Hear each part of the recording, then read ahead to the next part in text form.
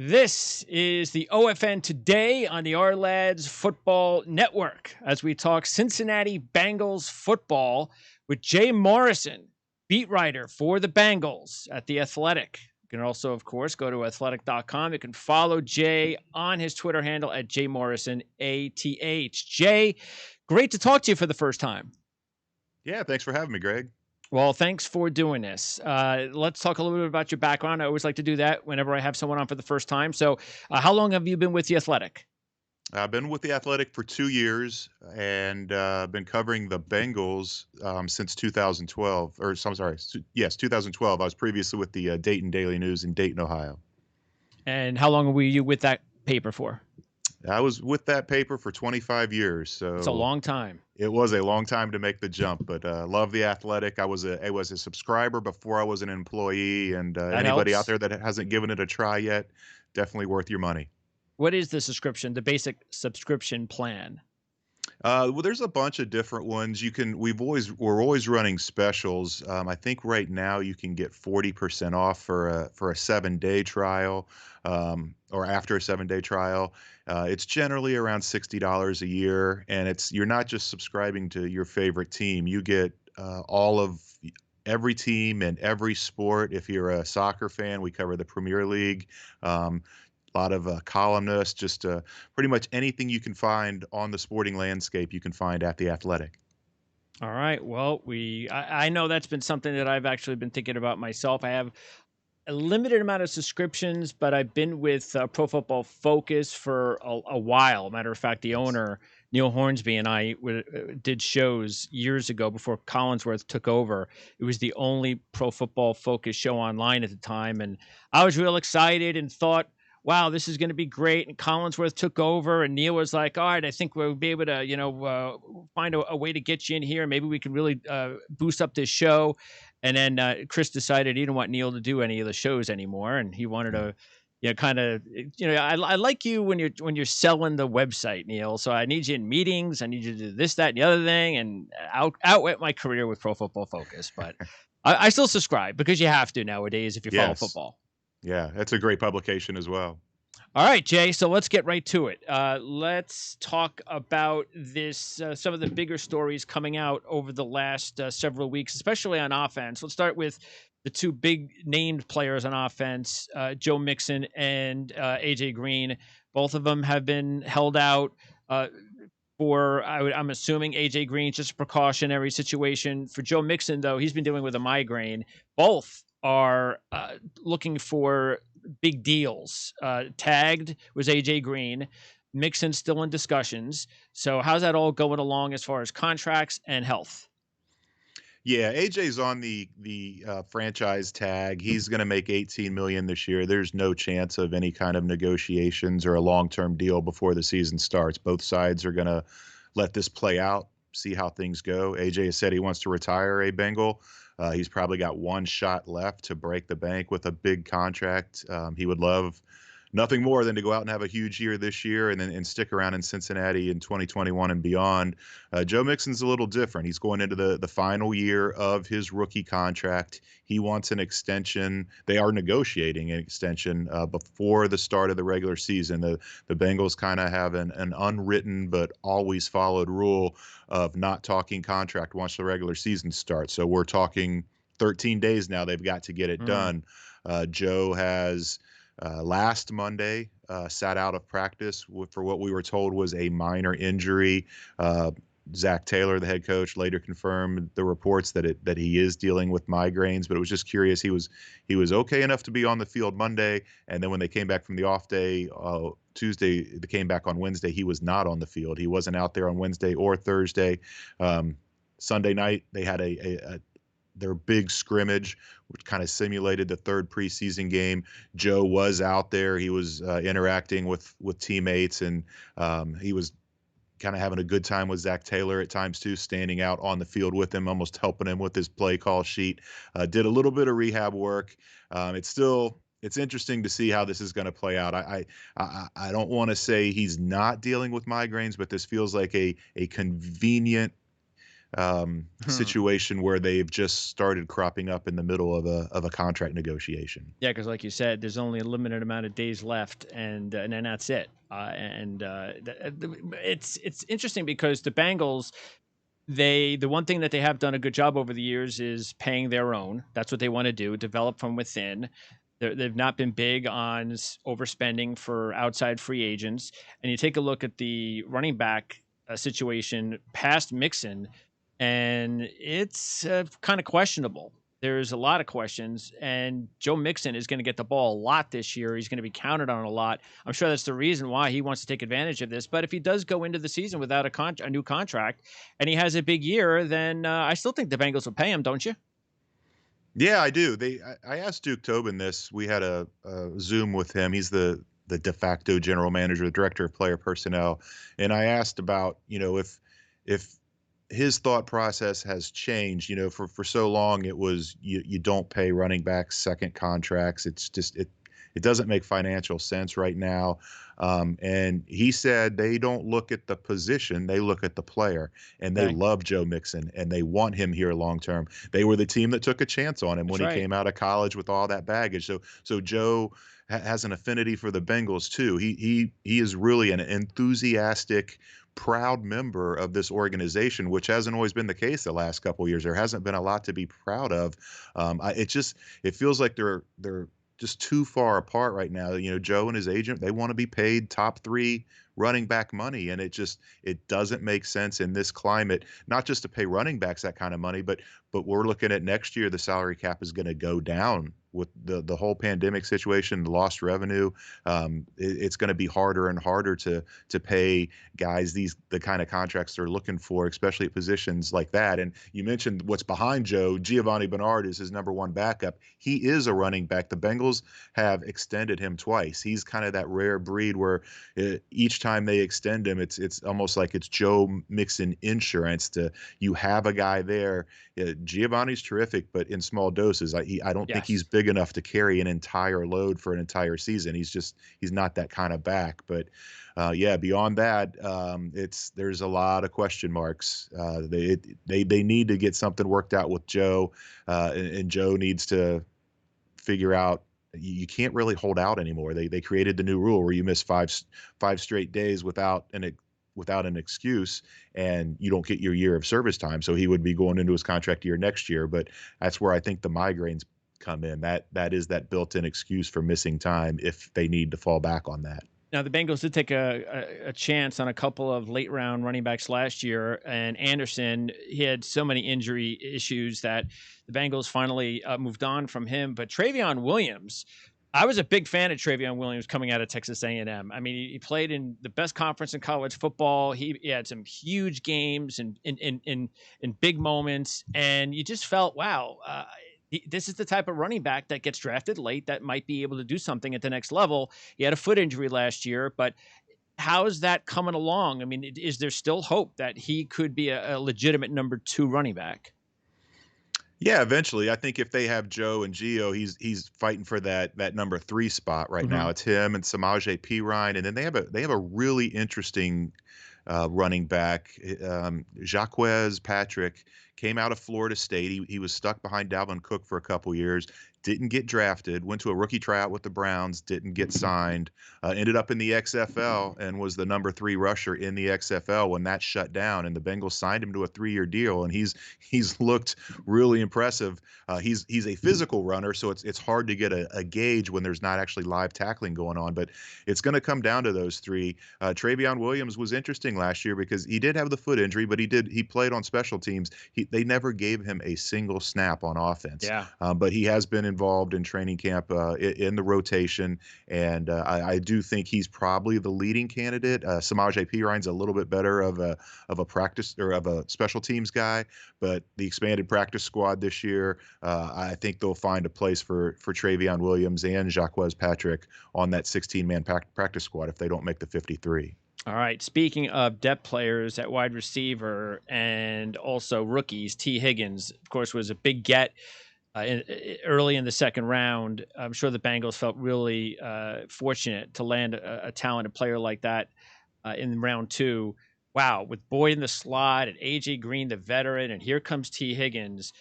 Even though you still have a few interesting pieces behind that, this is wow. This is they got the makings of one of the best receiving cores in the NFL. If T. Higgins works out, how's he looking?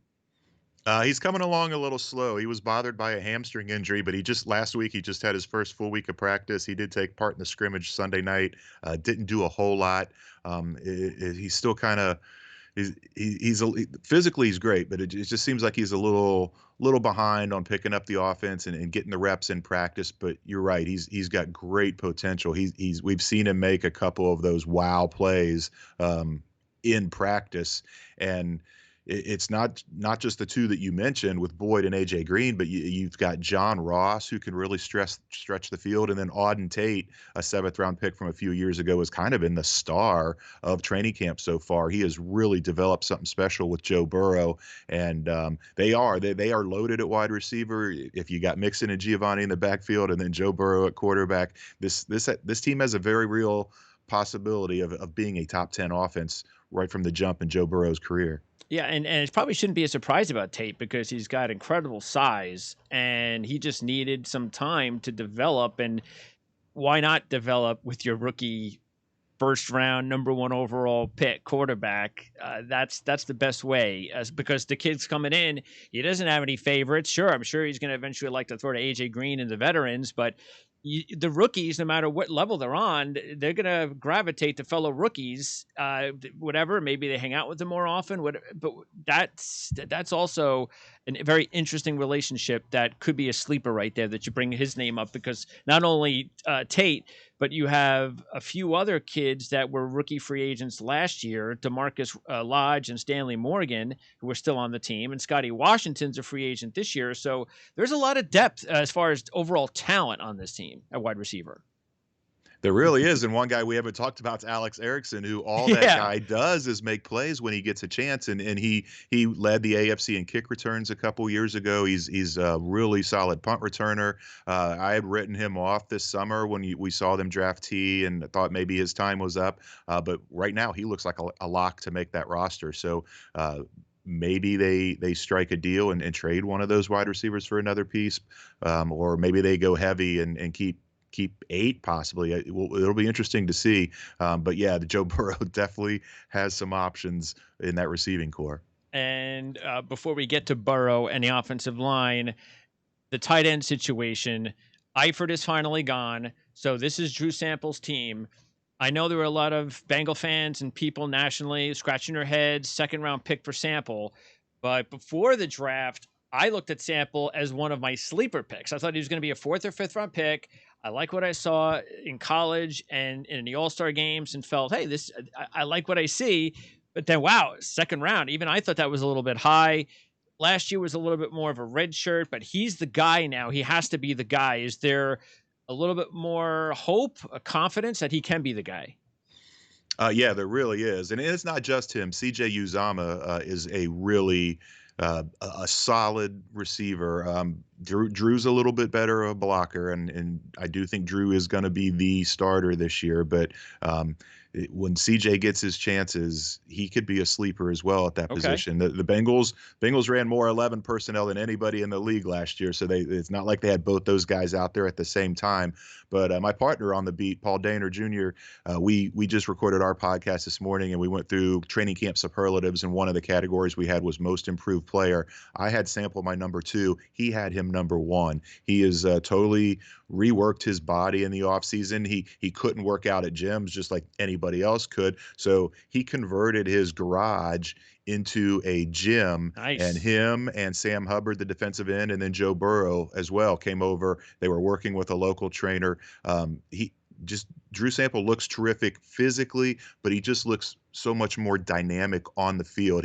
He's had a couple of really long, nice pass receptions from Burrow in training camp. It looks like they're getting a nice little connection going as well. And you're right, he could be a sleeper because as good as this Bengals offense has the potential to be, the defense still isn't very good. So if they're going to win games, they're going to be up in the mid 30s probably to try to pull these out. So this offense has a chance to put up some pretty good numbers this year.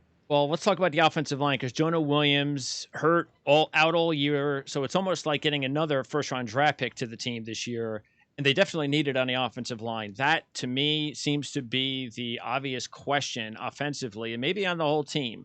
So, how is it looking right now overall, and especially with Jonah Williams because this offensive line is probably not going to work the way they want it to work unless Jonah Williams is healthy. He is healthy, and he looks every bit like the first round pick that the Bengals used on him last year. The coaches have been raving. They raved about him last year while he tore his labrum in OTAs, but he was so involved. He almost became like a grad assistant where he was doing scouting reports on the opponent and doing anything he could to stay involved with the offense. And now he's putting that into use here in training camp. And it's not as though he hasn't gotten beat, but he's dealing with Carlos Dunlap and Sam Hubbard and Carl Yeah. Lawson, these really dynamic edge rushers, and they've got their share of wins, but Jonah has looked really good. And then right next to him, Michael Jordan was a rookie fourth round pick last year. He's another guy that he's just a baby. He's just 22. He just really bulked up in the offseason. You see him, he looks like a tackle, and Jonah looks like a guard when you see those two stand next to each other. So the left side of this line really it's not proven, but there's a lot of hope for it. It's the right side where the issues are. Bobby Hart has struggled throughout his time in Cincinnati. They went into this offseason. Offensive line and linebacker were the two biggest question marks on the team. And the Bengals kind of took the approach that, hey, we can't fix everything in one offseason. Yep. We're going linebacker this year. So they signed Josh Bynes in free agency, and then they only had 7 draft picks, and they spent 3 of them on linebackers. So there's a lot of hoping and praying going on that offensive line, but it's not unfounded. The Jim Turner, the offensive line coach, Brian Callahan, the offensive coordinator, and Zach Taylor have a lot of faith in the guys they have in there, and it's this offensive line doesn't have to be great. They just have to be good. They can't be as bad as they were last year, but you put that an average offensive line around all these weapons they have, and I think fans will be happy with the results they get on offense. Is there any one particular thing that hurt Billy Price, his ability to live up to a first round draft pick? Injury. He got hurt in the second game of his rookie year. He re-injured it last year in training camp, and that allowed Trey Hopkins, a former undrafted guy who just kind of stuck around as a jack of all trades on the offensive line. That gave him a shot, and he went in there and won it. And he said, you're not getting the job back, Billy. And those two are really close friends. But they rewarded Trey in the offseason and gave him a 3-year contract the day after the season ended. They said, you are our center for the next 3 years. And Billy he wasn't quite suited to guard. He played guard at Ohio State before he moved on to center. But he's a little small for a guard in the NFL. He's another guy that really bulked up in the offseason, and the coaches have been pleased with what they've seen. He's not going to start this year. He's going to open the year as the backup guard and center, but we all know what injuries are on Oh, the yeah. offensive line, and if one of those guys goes down, they won't hesitate to stick Billy Price in there. What about the sixth rounder, Adeniji? Because it sounds like he's making an impression so far. He was a tackle his entire career, 4-year starter at Kansas, first team Big 12. When you play at Kansas, you don't get the recognition. Who knows if he was with Oklahoma, maybe he would have been drafted a little earlier, but scouts don't think that way. But what do you think about, from what you've heard, is Adeniji somebody that also could end up first man, maybe into the lineup if there's an injury on the outside of tackle or even inside a guard? Yeah, they've used him at both, and both on the left side mainly. He's a guy. This is where the coaching in the Senior Bowl pays off. Yep. They didn't coach him in the Senior Bowl. He was on the other team, but they fell in love with him down there, and they would actually like seek him out in the lunch room and just sit down and have conversations with him while he was eating lunch, just to kind of get to know him better. And offensive line coach Jim Turner told me that he thought he was the best offensive lineman at the Senior Bowl. They were Wow. thrilled to get him in the 6th round. And he is a guy that if he can play tackle or guard, he's held his own in practice. He hasn't stood out for the wrong reasons. He hasn't stood out like, oh my gosh, this guy's out there mauling people. But for a rookie 6th round pick, he has held up remarkably well, and he's going to make this 53-man roster, and he could be the first tackle off the bench because Fred Johnson, who was supposed to compete with Bobby Hart for the right tackle starting job, just does not look good. And if they elect to go in those jumbo sets where they go 6 offensive linemen, it looks like Adeniji might be the guy that they put in there as that extra lineman. Yeah, that's the thing that would scare me the most would be injuries to the offensive line. That would Yes. really scare me because besides Adeniji and maybe Billy Price, it doesn't. And there's some other injuries there to some of the veterans. But yeah, that's. But like you said, I say it a lot. To almost every team when we're talking about the draft every year is you can't, especially the teams that are trying to find their way to the playoffs, you just can't fix everything in one year, and you're going to have to leave certain positions unoccupied for at least another offseason, and that just happens to be what the deal is for the Cincinnati Bengals. Hopefully, they'll be able to protect their prized quarterback, though, Joe Burrow. I'm sure you're probably wondering why it took me 20 minutes to finally get to Joe Burrow, but I like to do things a little bit differently. Everybody wants to talk about Joe Burrow, so Right. I'm sure you've heard it all before. I guess the bottom line with Burrow, though, we don't have to spend too much time on him because it's easy to find out what's going on with him. But just from what you've seen, is there any reason for you to think that he's anything but the savior? No, I mean, it's hard not to sound like you're gushing when you talk about him because he's been so impressive, what he's done on the field, just the way he carries himself, his composure, his character, his poise, his moxie and his confidence. He has won over this team immediately. He came in with all kinds of respect. These NFL players watch college football. They saw what he did against the best conference in the league. So he already had a little bit of I guess you would say respect capital when he came in, and he's done nothing but change their minds since he got here. And an interesting side note, that with the racial injustice issues and everything going on, the Bengals have been asking for a meeting with the owner, Mike Brown. They asked for that on Wednesday. They got it on Thursday. One day later, Hmm. he met with the leadership committee of the team, and then on their off day on Saturday, they went to visit a couple blocks away from the stadium is the Underground Railroad Freedom Center. The entire team went over there. The entire front office, all the coaches went over. Trey Hopkins, the center, wrote kind of a mission statement of what the Bengals want their position to be in terms of what's going on Yeah. nationally in the topic. And the team said, we want Joe Burrow to speak as well. Hmm. And Joe Burrow was touched by that. He checked with Trey Hopkins to make sure he wasn't stealing his thunder, so to speak. And Trey said no. So they both, Trey read the first part of the mission statement which was really well written. And Joe Burrow read the second part. And it just feels like it's not been a fractured franchise, but there has been a little bit of a rift between ownership and the players. And it just felt like a cathartic healing. And this team just feels so much more together than your typical 2-14 team that's starting a rookie quarterback, and you're thinking, okay, yeah, this year is going to basically be like a preseason, and then we really start playing for Sure. real next year. It feels like Joe Joe Burrow has the respect and the confidence, and everybody in that building believes that the Bengals can be players this year in the run for the playoffs. Yeah, it's very rare you do get that quarterback, especially the first year. Even Patrick Mahomes had an opportunity to sit most of his rookie year, and Aaron Rodgers for several years. It doesn't always work out that way as a rookie, but you do get the sense, even though it happens very rarely, that this is the kid that can be that rare quarterback as a rookie that can come in there, even with the talent, which is not necessarily playoff talent in a tough division, but Right. can find a way, even if it's not wins and losses, but can find a way to compete and play a lot better than people think because you're throwing a rookie quarterback out there.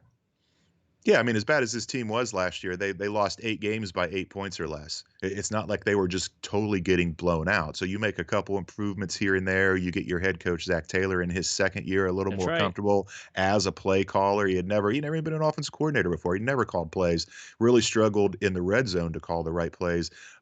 There's just so much about this team that feels like they can make a sizable jump this year. And You see it every year. Every year, there's some team that That's goes from right. last place to the playoffs, and if you're the betting persuasion, that I would put money on the Bengals. It just feels like they have better talent than what the record suggested last year, and now you add all these other pieces we've talked about, and they have a chance to be something more special than people think this year. Well, Jay, even if they don't, just the fact that you're thinking about that and the fact that, a lot of fans are probably thinking that as well. I mean, that's just got to be so exciting. You've been covering the team for over 3 decades. Have you ever seen it like this before? Well, yeah, they had that run where they went to 5 straight playoffs, but there's been a lot of misery with this franchise. They haven't won a Sure. playoff game since 1991. It's there's a lot they lost a lot of fans when they kept rehiring Marvin Lewis and Yes. re-extending his contract, and fans got fed up, and then fans really started jumping ship the last few years with the 4 straight losing seasons, and it just feels like a cleansing. It just feels like the freshness with Zach Taylor. Yes, he didn't have a good rookie season, but he said and did all the right things. He didn't lose the locker room. They were still in games and fighting and competitive down to the end of the wire when they were clearly out of it, clearly headed for the number 1 pick. And then the excitement around Joe Burrow, it's a different feel for this franchise than what we've seen in my time covering them. So, okay. And when Carson Palmer was the man, was it different at that time? How do you compare? It was. I wasn't. I was with the paper for 3 decades, but I've only actually covering the team since 2012. But yes, I was around. I saw Carson come in, and it was different because they sat him. It was it was a number 1 overall pick, just like Burrow, Heisman Trophy winner, just like Burrow. But the plan from the get go was to sit him for a year, let him learn behind John Kitna, and then put him in. And you could tell. I mean, he just had a special arm right when he first came in, and it was just kind of a different way of thinking. It was Marvin Lewis's first year Yep. as a head coach, and he wasn't ready to to No. to start his tenure with a rookie quarterback. And things have changed now. You do see it a little more often where they just turn the keys of the offense over to a rookie quarterback. And it back then the Bengals hadn't even not only hadn't won a playoff game, they hadn't even sniffed a winning season. Now it's a little different because they did have the 5 straight playoff Yeah, that's appearances true. from 11 to 15. But that is a good comparison with Carson and Joe Burrow. Okay, now with our remaining time, the defense, Lou Anarumo, he wants to run a hybrid 3-4 scheme. Couldn't really do it last year with personnel. How is that coming along this year? Because I got to tell you, I did the Bengals in my draft preview at our lads at the our lads guide, and what I talked about was the fact that the you knew the bang and also in the review that the Bengals needed to find, or Anamurumo needed to find his quarterback of his defense the way that Cincinnati and Zach Taylor found with Burrow and the offense. And that's exactly what I see with Logan Wilson. I mean, I got to believe that he's just loving the fact that he's got this kid on his team. And he could end up being, because he wasn't a first or second round pick, he could end up being one of the top sleeper defensive players of the entire year. Rookies, of Yeah, course. they want him to be that guy, but he's not there yet. It's been interesting. They are still experimenting, if you will. They're I don't know if I guess searching, seeking. They are running all kinds of linebackers in and out. We saw it in the scrimmage. Everybody taking it turns with the first team. They signed Josh Bynes in the offseason. He's going to be their first down, second down guy, but in obvious run situations. But when they go nickel, which is most of the time, it's going to be Jermaine Pratt, who was their 3rd round pick last year, and it was the starter for the second half of the season. And then it's going to be Logan Wilson or Akeem Davis Gaither, who they took in the 4th round, or Yep. Marcus Bailey, who they took in the 7th round, who has been really impressive. One of those guys is going to have to step up, and it's a little concerning that no one has yet. Logan Wilson has not made any splash plays. Now it's hard. They're not going live. They're not tackling, but he has struggled in pass coverage, and that's what they need him to be good at. And it's a work in progress. But he is the third round pick. He's the one they invested the most capital in. He's going to get the first chance to fail. And they're just I think we're going to see for the first half of the season them using all those guys until they find one that they're really comfortable with, and one of them kind of separates as the other guy to put there next to Jermaine Pratt. Yeah, it's interesting because Davis Gaither, the Sun Belt Defensive Player of the Year, his specialty was covering running backs, his chase ability, outstanding range. So you can kind of understand where he might actually be better suited for that role. Where Logan, even though he's also very good in all aspects, just an unbelievably fundamental tackler, over 100 tackles a year. Um, but again, look, it is their first year, and you don't know. Rookies progress differently. And then you brought up Bailey. Here's a guy that lasted the seventh round because of his injury situation. I mean, he Yeah. could have easily been 2 or 3 rounds, what, fourth round talent type of guy, and they get him in the seventh round. And interesting that you mentioned that he's actually looking, I don't know, maybe just as good, if not better than the other rookies. Yeah, because they knew when they took him that he was going to be behind because of the injuries, and then all of a sudden they lose OTAs. So he's not behind. He's not losing any on-field time. He's doing what everybody else is doing, which is learning the offense through Zoom. And so then they get to training camp where they can actually get on the field, and he's at the starting line right with those other two guys. And he has made some impressive plays. He's mostly been running with the twos and threes, but this last couple practices and then Sunday night scrimmage where they just started rotating everybody in and saying, "Let's see what we've got." He Marcus Bailey got quite a bit of time with the ones in that scrimmage, and he just looks like he belongs. It's kind of like that Joe Burrow thing where he's got that just that presence on the field and the command of the defensive huddle. And he's lining veterans up on the defensive line, guys that are a little bit like half a gap off, and he's patting them on the rear end and getting them in the right position. So that's going to be one of the most interesting things to watch early in the season is to see how that linebacker position plays out. Yeah, because I remember like what 5 6 years ago, the Bengals invested in a lot of young linebackers in all different rounds, and just none of them just seemed to work out. And now it's almost like, okay, now here comes the new wave of linebackers, starting with Pratt last year. I don't know. I get the feeling that this is a better group. I think they got something going on here.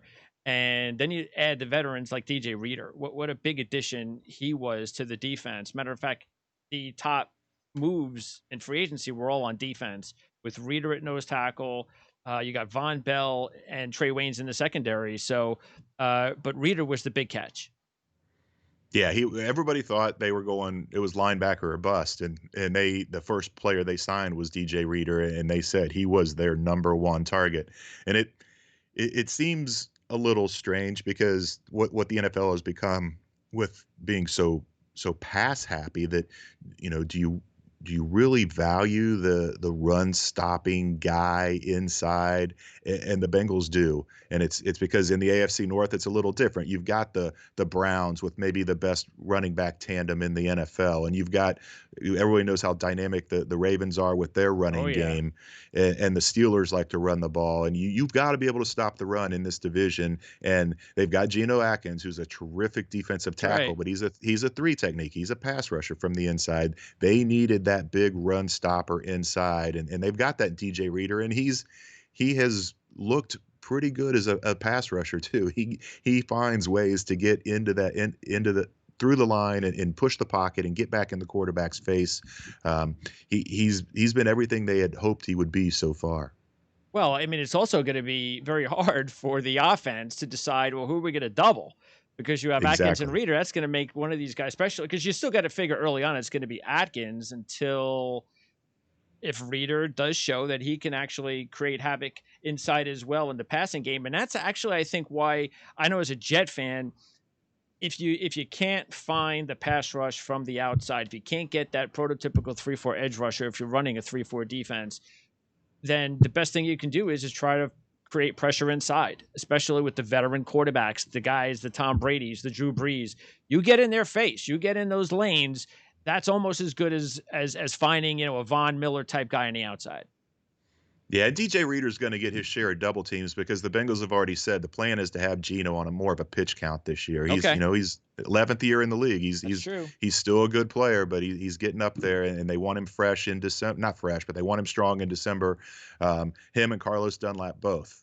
Carlos coming off the left edge at defensive end, both of them in their 11th year in the league, and they have for a long time have kind of employed that just that rolling rotation on the defensive line, and I think we're going to see even more of that this year as they try to get those guys breaks where they can. The question is, can they find a capable three technique to back up Geno Atkins and actually put some pressure on the quarterback. An interesting guy to watch is Andrew Brown. He's looked really good in camp and getting his hands on balls on passes and finding ways to get into the backfield. He comes off the edge sometimes, but he's also been really dynamic in the middle. The defensive line is one of their stronger position groups on the team, and it's going to be something to watch because Sam Hubbard, I think, is really in for a special year. Hmm. He's probably going to be a captain this year. He's got more sacks than anybody in his draft class.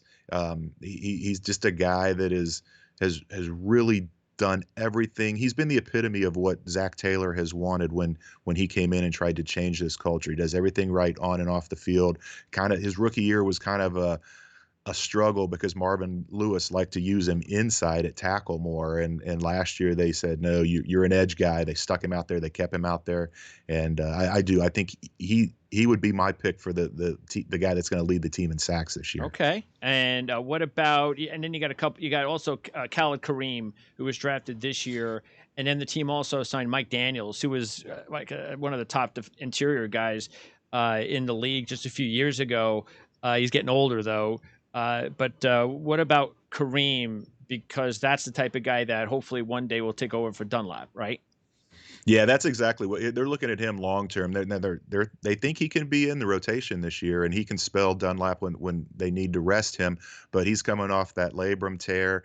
He just returned to practice last week, and he's had flash moments already, but he's really behind because of the injury that didn't allow him to do much in the off season in terms of lifting and to not get into practice right away when camp started. So he's going to be more of a long-term project, but I do think by, maybe not the first month of the season, but once we get into that second quarter of the season, we're going to see him into that rotation a little bit more. Mike Daniels was a guy that I don't think they had any intention of signing, but Rennell Wren, who was Yeah. their fourth round pick last year, goes down with a season ending injury. And that's when they went out and signed Mike Daniels. And he's brought an attitude to this defense that they like. Him and Von Bell have really kind of stepped up as the vocal leaders, and they're guys that just got here. So they not only need to improve scheme wise and X and O wise, but they need to find an edge, and those are two guys that are trying to bring it this year.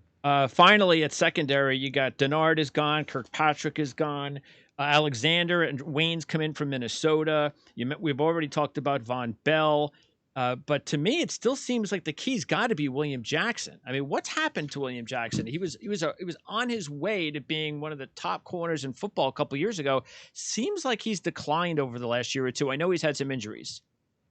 He absolutely has declined. The troubling thing there is he had trouble tracking balls and playing balls in the air, and that was supposed to be one of his strengths. And not sure why it happened, but it looks like it's a thing of the past. He's been one of the most impressive guys in training camp That's so far. huge. Yeah. After the first scrimmage, we had the Zoom talk with Zach Taylor, and people were asking who stood out, who played well, all that typical stuff. And we were told to keep it to 10 minutes, and we had gone over. It was about 11, and nobody had any more questions. And Zach said, hold on, I got one more thing I want to say. And he brought up Will Jackson without being asked about him and talked about how well he thought he had played. And Will did it again last night in the scrimmage, got his hands on a couple balls, and then the way they kind of score this scrimmage where there's certain ways offense can get points, certain ways defense can get points. Okay. The defense was up 15-13. Joe Burrow and the offense are facing 4th and goal at the 10. The entire scrimmage is on the line. Lou Anarumo throws a blitz at Joe Burrow. He checks it down to Jacquez Patrick, the running back we were talking about Uh, earlier, and Will Jackson comes up and gets him down for a 5 yard stop, and the defense wins. Um, I think Will Jackson, he's a guy like Joe Mixon. He is playing for a contract. He's on the 5th year option this year.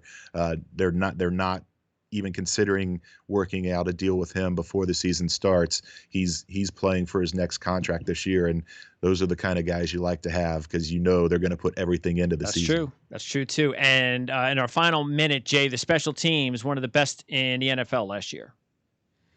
Yeah, Darren Simmons has done a heck of a job. I feels like that guy should be a head coach at some point. Um, they it was Brandon Wilson, the kick returner. He led the NFL in kick return yard. The punt return wasn't as good last year, but their coverage units were really good. And you look at this was a team that had a lot of injuries, a team that was 2-14. So they're trying to piece guys together to play special teams from a roster that's not all that strong. And as you mentioned, they finished number one in DVOA.